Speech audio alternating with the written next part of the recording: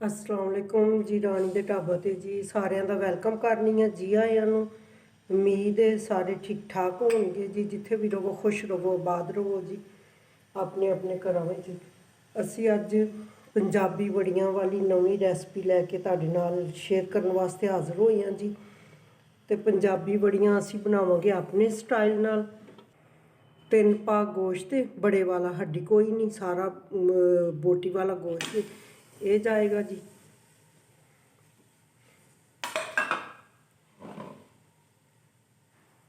और पानी असी खुला डुला पावांगे क्योंकि इनू गला के इस तो बाद असी फिर इहदे पावांगे दाल, वो भी इसे पानी दे विच ही दाल पकेगी।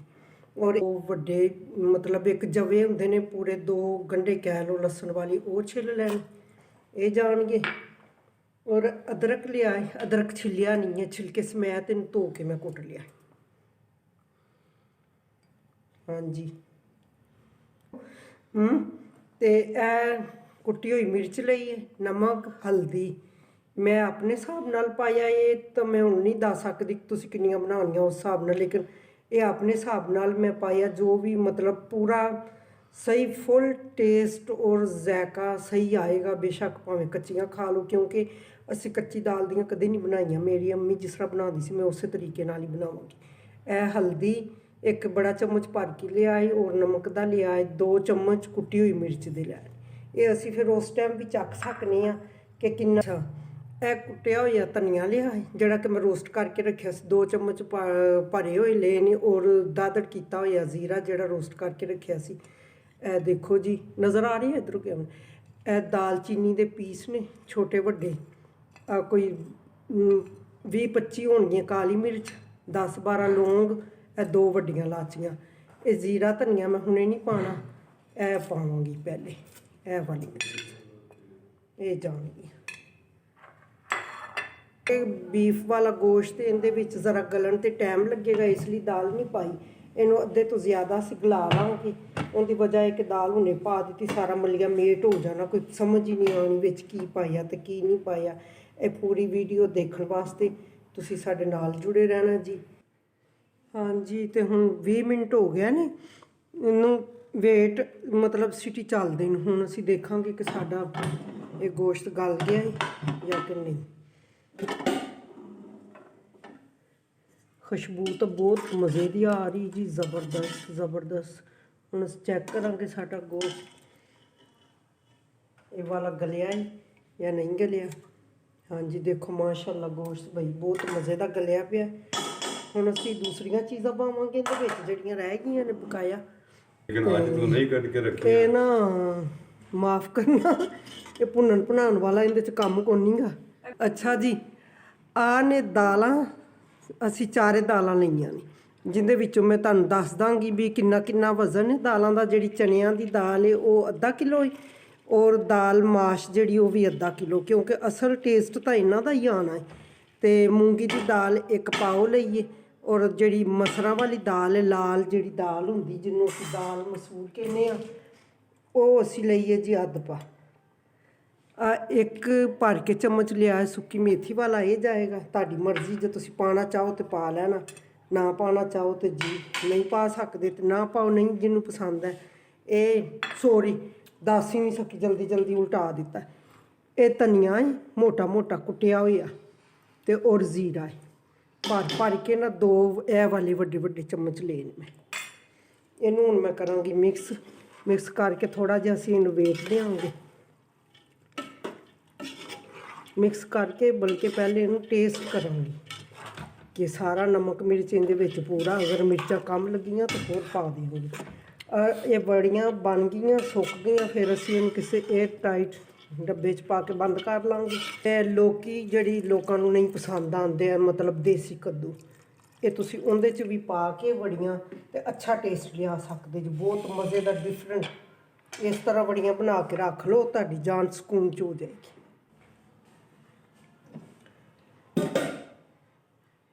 अच्छा जी आ देखो मिर्चां ने 10-12 होणगियां। ये ताज़ियां मिर्चां जिहड़ियां हुंदियां पईयां पईयां घर विच लिया के आपां कट्टी रखने, ग्रीन वालियां लाल हो जांदियां ने, ओह वालियां मिर्चां ने, इन्हां दा भी टेस्ट बहुत अच्छा आएगा। सिर्फ 5 मिनट ਇਹਦੀ ਸੀਟੀ ਚੱਲੇਗੀ ਤਾਂ 5 ਮਿੰਟ ਬਾਅਦ ਅਸੀਂ ਬੰਦ ਕਰ ਦਾਂਗੇ ਇਹਨੂੰ। ਖੋਲਾਂਗੇ, ਵੇਟ ਨੂੰ ਵੇਖਦੇ ਹਾਂ।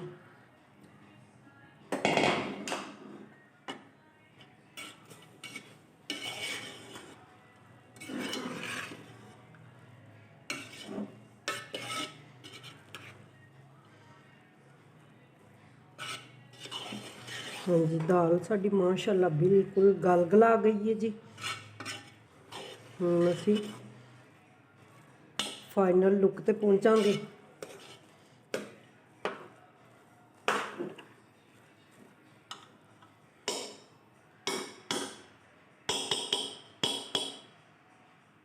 ਉੱਤੋਂ ਸ਼ੂਗਰ ਦਾ ਮਸਲਾ ਤੇ ਲੱਤਾਂ ਬਾਹਾਂ ਮੇਰੀਆਂ ਅੱਗੇ ਪੀੜ ਕਰਦੀਆਂ।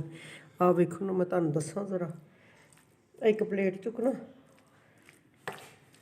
ਮਾੜੀ ਜਿਹੀ ਤਕਲੀਫ ਕਰ ਦੋ, ਕੋਈ ਗੱਲ ਨਹੀਂ। ਇਹ ਲਾਚੀਆਂ ਲੂਚੀਆਂ ਵਿੱਚੋਂ ਕੱਢੀ ਜਾਣੀਆਂ ਨੇ ਵੱਡੀਆਂ, ਤੇ ਨਾਲ ਨਾਲ ਨਾ ਇਹ ਵੀ ਕਰ ਲੈਣਾ ਹੀ। ਇਹ ਜਿਹੜੀਆਂ ਮਿਰਚਾਂ ਸਾਬਤ ਤਾਜ਼ਾ ਮੈਂ ਪਾਈਆਂ ਸੀ ਨਾ, ਇਹ ਵਾਲੀਆਂ ਬਾਹਰ ਕੱਢ ਲੈਣੀਆਂ ਨੇ। ਇਹ ਵੀ ਇੱਕ ਕਹਾਣੀ ਹੈ। ਤੇ ਇਹਨਾਂ ਦਾ ਜਿਹੜਾ ਸਪਾਈਸ ਸੀ ਉਹ ਤਾਂ ਨਿਕਲ ਗਿਆ। ਇਹ ਨਾ ਹਲਕਾ ਹਲਕਾ, ਬਸ ਬਹੁਤ ਜ਼ਿਆਦਾ ਵਾਲਾ ਨਹੀਂ ਕਰਨਾ। ਲਓ ਜੀ ਮੇਰੇ ਭਰਾਓ, ਆ ਜਿਹੜੀ ਮੈਂ ਬੋਟੀ ਖਾਧੀ ਹੈ ਨਾ, ਇਹ ਮੈਨੂੰ ਪੈ ਗਈ ਹੈ ਮਹਿੰਗੀ। ਨਾਲ ਨਾਲ ਜਿਹੜੀਆਂ ਮੈਂ ਮਿਰਚਾਂ ਕੱਢੀਆਂ ਨੇ ਬਾਹਰ ਲਾਲ, ਉਹ ਵਾਲੀਆਂ ਜਿਹੜੀਆਂ, ਉਹਨਾਂ ਦੇ ਨਾਲ ਨਾਲ ਤੁਹਾਨੂੰ ਚਟਨੀ ਵੀ ਫਿਰ ਦੱਸਾਂਗੀ ਕਿ ਉਹ ਮਿਰਚਾਂ ਜ਼ਾਇਆ ਵੀ ਨਹੀਂ ਹੋਣੀਆਂ, ਕਿਉਂਕਿ ਉਹ ਸਪਾਈਸ ਜਿਹੜਾ ਜਿੰਨਾ ਸਾਨੂੰ ਚਾਹੀਦਾ ਸੀ ਵਿੱਚ ਆ ਗਿਆ, ਤੇ ਉਹ ਅਸੀਂ ਬਾਹਰ ਕੱਢ ਲਾਂਗੇ ਮਿਰਚਾਂ ਵੀ ਸਹੀ ਸਲਾਮ। ਹੁਣ ਅੱਗੇ ਦਾ ਇੰਤਜ਼ਾਰ ਕਰੋ, ਸਾਡੇ ਨਾਲ ਰਿਹਾ ਜੇ, ਜਾਣਾ ਨਹੀਂ ਕਿਸੇ ਪਾਸੇ। ਇਹ ਕੁੱਟ ਕੇ ਸਾਰਾ ਇਕੱਠਾ ਕਰ ਦਿੱਤਾ ਹੈਗਾ, ਤੇ ਇਹ ਹੁਣ ਬਾਬੀ ਜਿਹੜੀ ਹੈ ਨਾ, ਹੁਣ ਤੁਹਾਨੂੰ ਬਣਾ ਕੇ ਵਿਖਾਉਂਦੀ ਹੈ। ਇਹ ਸਾਨ ਚੜ ਗਿਆ ਮੇਰੇ ਸਿਰ ਤੇ ਬੱਚੋ, ਬਹੁਤ ਵੱਡਾ। ਤੇ ਆਹ ਦੇਖੋ, ਅਸੀਂ ਹੁਣ ਨਾ ਬਿਲਕੁਲ ਛੋਟੇ ਛੋਟੇ ਪੀਸ ਐਵੇਂ ਕਰਕੇ ਇਹ ਟਰੇ 'ਚ ਰੱਖੀ ਜਾਵਾਂਗੇ। ਜ਼ਾਹਿਰ ਹੁਣ ਇੰਨੀ ਧੁੱਪ ਨਹੀਂ ਆ, ਧੁੱਪੇ ਤਾਂ ਅਸੀਂ ਰੱਖ ਵੀ ਨਹੀਂ ਸਕਦੇ, ਹੁੰਦੀ ਵੀ ਤੇ ਫਿਰ ਵੀ ਨਹੀਂ ਰੱਖ ਸਕਦੇ ਸਾਂ, ਕਿਉਂਕਿ ਸਾਡੇ ਘਰ ਦੇ ਨਜ਼ਦੀਕ ਇਹ ਫਿਲਟਰ, ਤੇ ਇਸ ਵਜ੍ਹਾ ਤੋਂ ਨਾ ਜਾਨਵਰ ਬਹੁਤ ਜ਼ਿਆਦਾ ਹੁੰਦੇ ਨੇ ਇੱਧਰ ਉੱਧਰ, ਨਾ ਦਰਖਤ ਨੇ ਬਹੁਤ ਵੱਡੇ ਵੱਡੇ, ਸਬਜ਼ਾ ਬਹੁਤ ਜ਼ਿਆਦਾ। ਇਹ ਹੁਣ ਅੰਦਰ ਕਮਰੇ ਵਿੱਚ ਹੀ ਸੁੱਕਣਗੀਆਂ।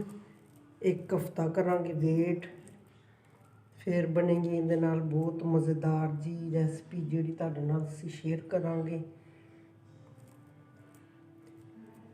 ਔਰ ਉਹ ਵੀਡੀਓ ਅਸੀਂ ਲਾਈਵ ਆ ਕੇ ਬਣਾਵਾਂਗੇ।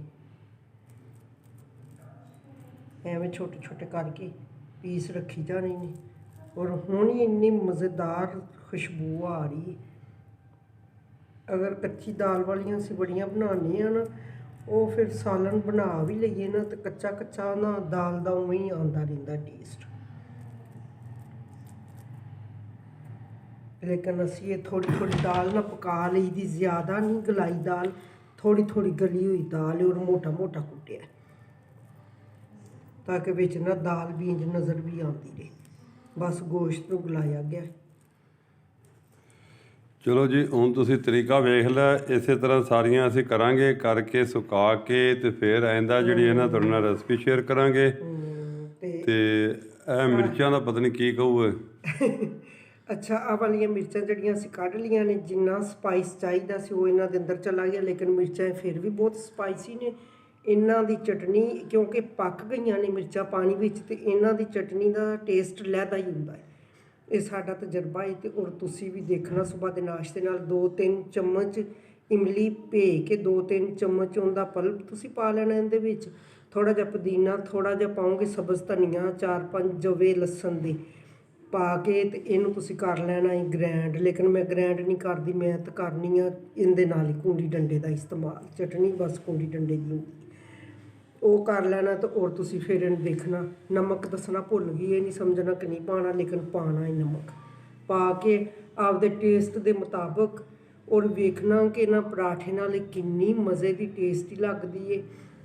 ਪਿਆਜ਼ ਵੀ ਪਾ ਸਕਨੇ, ਲੇਕਿਨ ਮੈਨੂੰ ਤਾਂ ਬਹੁਤ ਪਸੰਦ ਹੈ ਸੁਬਾਹ ਦੀ ਚਟਨੀ ਪਿਆਜ਼ਾਂ ਵਾਲੀ, ਇਹਦੇ ਨਾਲ ਨਾ ਪਰਾਠੇ ਵਿੱਚ ਖਾਣ ਦੀ ਬਹੁਤ ਮਜ਼ੇਦਾਰ ਲੱਗਦੀ। ਔਰ ਜ਼ਰੂਰ ਇਹ ਵਾਲੀ ਚੀਜ਼ ਤੁਸੀਂ ਟਰਾਈ ਕਰਨਾ, ਇਹ ਵੀ ਮੈਂ ਜ਼ਾਇਆ ਨਹੀਂ ਕਰਨੀਆਂ ਮਿਰਚਾਂ। ਇਸ ਸਵੇਰੇ ਚਟਨੀ ਬਣੇਗੀ ਇਮਲੀ। ਤੇ ਅਸੀਂ ਕੋਸ਼ਿਸ਼ ਕਰਾਂਗੇ ਇਹ ਪਰਾਠਾ ਬਣਾ ਕੇ ਚਟਨੀ ਨਾਲ ਤੁਹਾਨੂੰ ਸ਼ੇਅਰ ਵੀ ਕਰੀਏ। ਹਾਂਜੀ।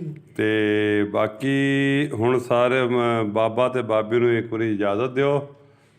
ਅੱਲਾ ਹਾਫਿਜ਼। ਤੇ ਬਾਬਾ ਬਾਬੀ ਜਿਹੜੇ ਨੇ ਤੁਹਾਡੇ ਦੁਆਵਾਂ ਦੇ ਮੁੰਤਜ਼ਰ ਨੇ। ਤੇ ਆਪਣੇ ਕਮੈਂਟਸ 'ਚ ਤੁਸੀਂ ਲਾਜ਼ਮੀ ਦੱਸਣਾ ਹੈ ਕਿ ਕਿਹੋ ਜਿਹਾ ਬਣਿਆ। ਤੇ ਮੈਂ ਦੁਬਾਰਾ ਫੇਰ ਦੱਸਾਂਗਾ ਆਪਦੇ ਭਰਾਵਾਂ ਨੂੰ ਕਿ ਜਦੋਂ ਤੁਹਾਡੀਆਂ ਬੀਬੀਆਂ ਕਿਚਨ 'ਚ ਖਲੋਤੀਆਂ ਹੋਣ ਉਦੋਂ ਉਹਨਾਂ ਦੇ ਕੋਲੋਂ ਜੋ ਕੋਈ ਸ਼ੈ ਨਾ ਲੈ ਕੇ ਖਾਓ। ਅਗਰ ਲੈ ਲਈ ਤਾਂ ਜ਼ਾਹਰੀ ਗੱਲ ਹੈ ਤੁਹਾਨੂੰ ਉਹਦਾ ਹਰਜਾਨਾ ਦੇਣਾ ਪਏਗਾ, ਕੋਈ ਨਾ ਕੋਈ ਕੰਮ ਤੁਹਾਨੂੰ ਕਰਨਾ ਪਏਗਾ। ਓਕੇ, ਅੱਲਾ ਹਾਫਿਜ਼। ਦੁਆਵਾਂ 'ਚ ਯਾਦ ਰੱਖਿਆ ਜੇ। ਲਾਈਕ ਸ਼ੇਅਰ ਤੇ ਤੁਹਾਡੀ ਮਿਹਰਬਾਨੀ ਹੈ, ਲਾਈਕ ਜ਼ਰੂਰ ਕਰਿਆ ਜੇ। ਜਿਹੜੀ ਐਡ ਚੱਲਦੀਆਂ ਨੇ ਉਹਨਾਂ ਨੂੰ ਫੁੱਲ ਵੇਖਿਆ ਕਰੋ। ਤੁਹਾਡੀ ਬਹੁਤ ਮਿਹਰਬਾਨੀ ਹੈ। ਤੇ ਤੇ ਰਿਕੁਐਸਟ ਵੀ ਹੈ, ਤੇ ਜਿਨ੍ਹਾਂ ਨੇ ਨਵੇਂ ਨੇ ਸਾਡੇ ਮਤਲਬ ਵੇਖਣ ਵਾਲੇ, ਉਹ ਪਲੀਜ਼ ਸ਼ੇਅਰ ਲਾਜ਼ਮੀ, ਆਪਣਾ ਸਬਸਕ੍ਰਾਈਬ ਲਾਜ਼ਮੀ ਕਰਿਆ ਜੇ। ਜਜ਼ਾਕੱਲਾ ਜਜ਼ਾਕੱਲਾ ਜਜ਼ਾਕੱਲਾ। ਅੱਲਾ ਸਭ ਦਾ ਭਲਾ ਕਰੇ, ਸਭ ਨੂੰ ਖੁਸ਼ ਰੱਖੇ।